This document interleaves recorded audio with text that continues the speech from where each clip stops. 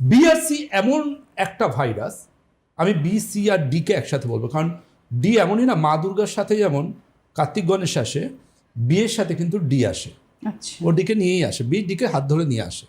তো B C এ দুটো এমন ভাইরাস ইনক্লুডিং ডি, এরা কিন্তু ছড়ায় দেহ রসের মাধ্যমে। একসময় বলা হতো HIV এই সেই এগুলোই বোধহয় সংক্রামক অসুখ।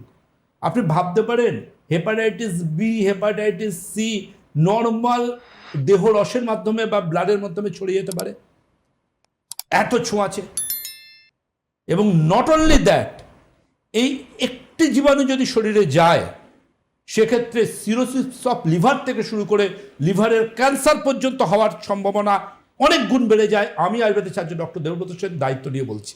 সুতরাং ভাবতে হবে, নিজেকে সুরক্ষিত রাখতে হবে, চুজি হতে হবে, নিজের পঞ্চেন্দ্রিয়কে নিজের বশীভূত রাখতে হবে। যদি এই জীবনযাত্রাকে আপনি, অর্থাৎ একটা সাত্ত্বিক মানুষের জীবনযাত্রা যদি আপনি কাটাতে পারেন, নিজের পার্টনারের কাছে যদি লয়াল থাকতে পারেন, আপনি শুধু মানসিক উন্নতিকরণ হবে তা নয়, আপনার শরীরেও কিন্তু অনেক অসুখ বিসুখ থেকে দূরে থাকবে। এটা কিন্তু সব সময় মনে রাখবেন।